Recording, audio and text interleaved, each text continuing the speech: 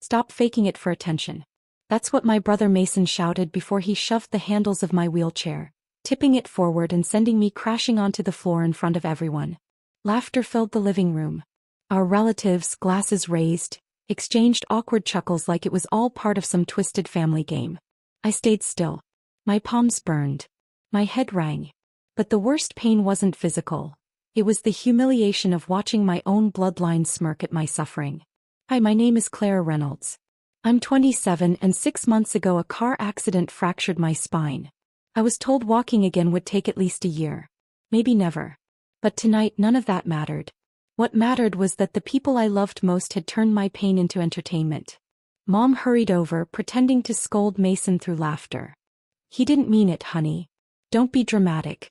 You can stand a little, can't you? I looked at her, the woman who once said, "You're the strongest girl I know." Now she looked embarrassed to be seen near me. As I tried to pull myself upright, the room suddenly fell silent. A low voice broke through the leftover laughter. "Excuse me," said my doctor, Dr. Ellis, standing in the doorway, still holding the Christmas gift he'd brought. Every face turned toward him. His next 5 words froze the entire room. "This woman isn't faking anything." The laughter died instantly. The air snapped still. No one moved.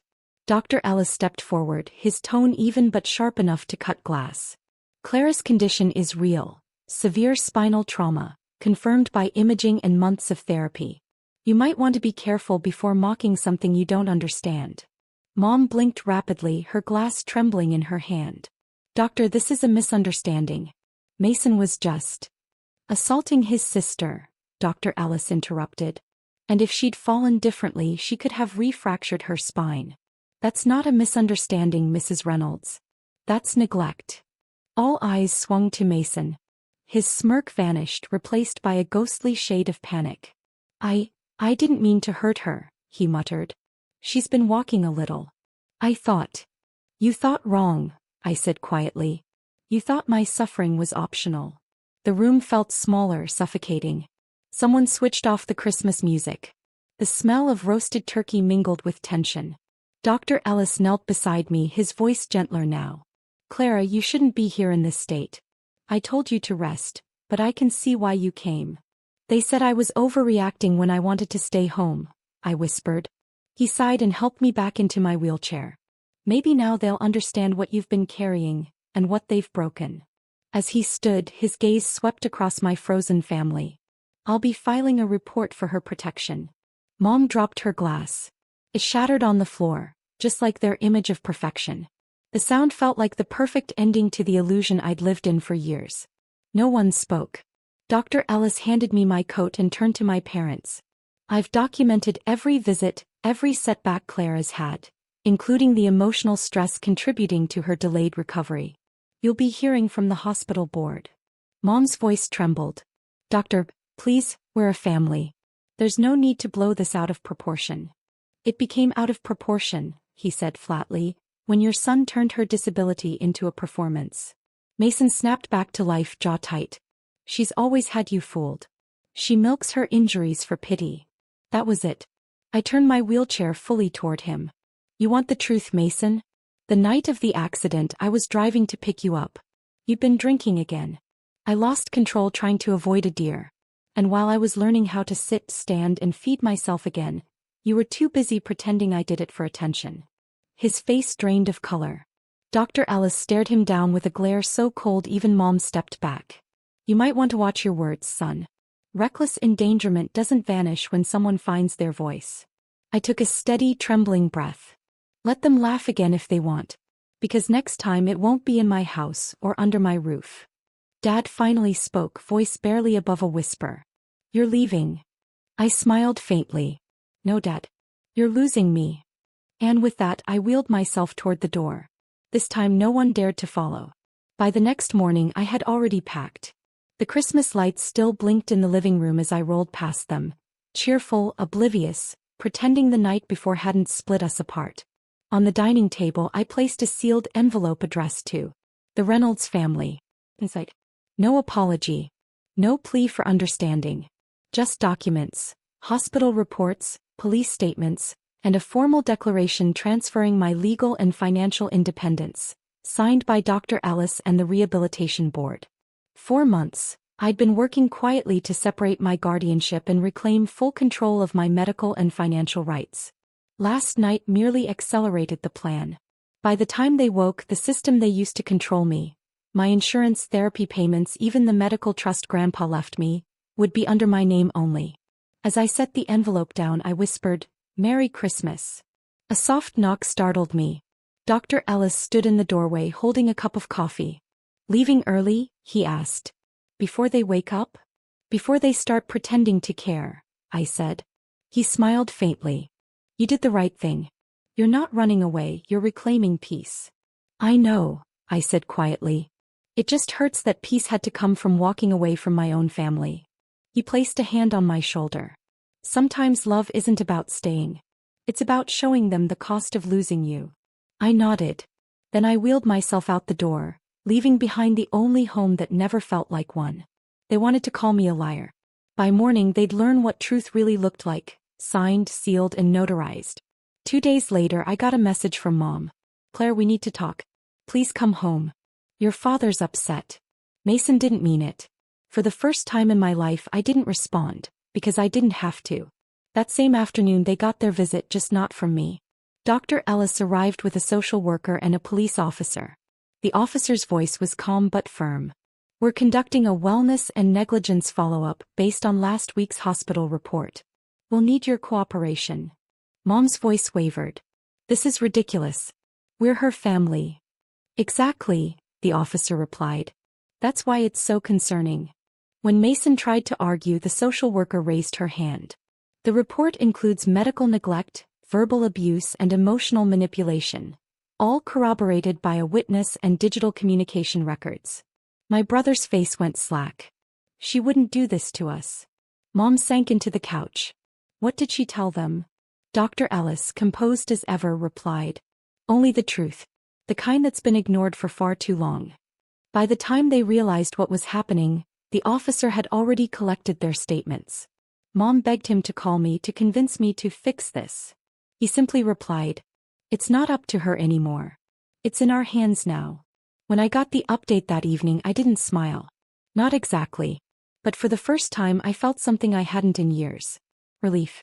Because justice isn't loud. It's precise. A week passed in silence. Then one evening my phone buzzed with a message from Dad. "Come for dinner. No surprises. He just wants to talk." It sounded rehearsed, like something a lawyer might have helped him write. But a part of me needed closure, not revenge. So I agreed. When I arrived, the house was cleaner than I'd ever seen it. No raised voices. No tension. Just the soft clink of silverware and nervous smiles. Mom greeted me with watery eyes. Mason kept his head down. We ate quietly until Dad finally spoke. "We didn't realize how bad things had gotten." "You realized," I said. "You just didn't care." The table fell silent. Then Mason looked up. "Clara, I'm sorry. I didn't think. You pushed me," I said calmly. "You called me a faker while I was still learning how to walk again." He swallowed hard. "I know." Dad cleared his throat. "We're proud of how strong you've become." It almost sounded sincere until Mom added, "We just wish you'd handled things privately instead of legally." I smiled faintly. "The moment you made my pain a public spectacle, you gave up the right to privacy." She looked away. Then I placed a small envelope on the table. "For you. The hospital board asked me to deliver this personally." Dad's hands shook as he opened it. A letter confirming that an official negligence investigation had been launched. Mom paled.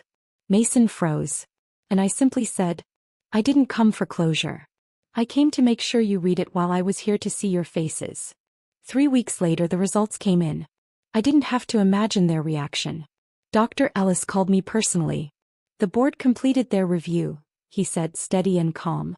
"Your case is officially classified as medical negligence and emotional abuse. Your family is permanently restricted from making any medical or financial decisions on your behalf." I closed my eyes, letting the truth settle. Years of being treated like a burden had finally legally ended. But the real shock came the next day. Mason showed up at the rehab center.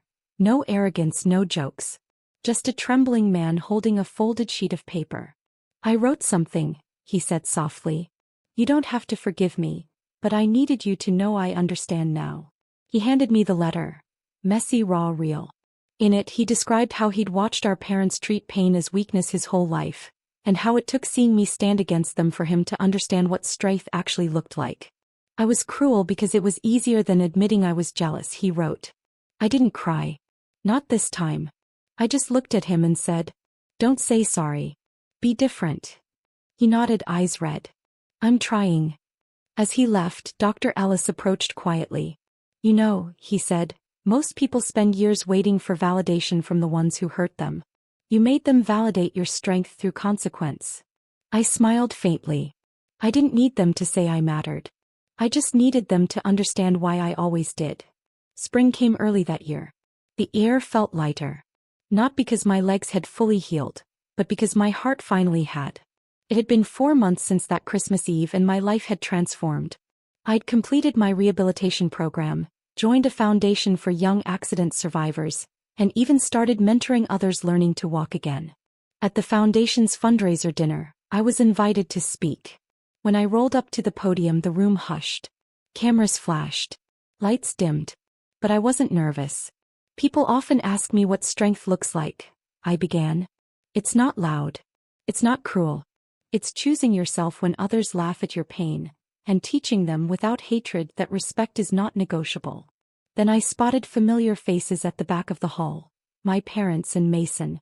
They hadn't been invited, but they came anyway. Mom's eyes glistened. Dad's shoulders sagged.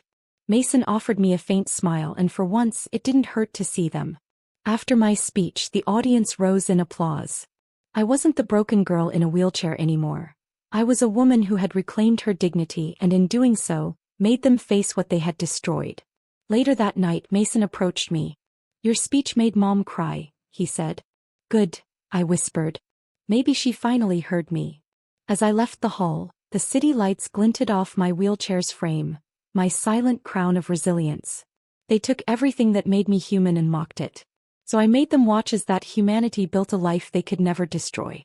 Because the best revenge is healing so beautifully.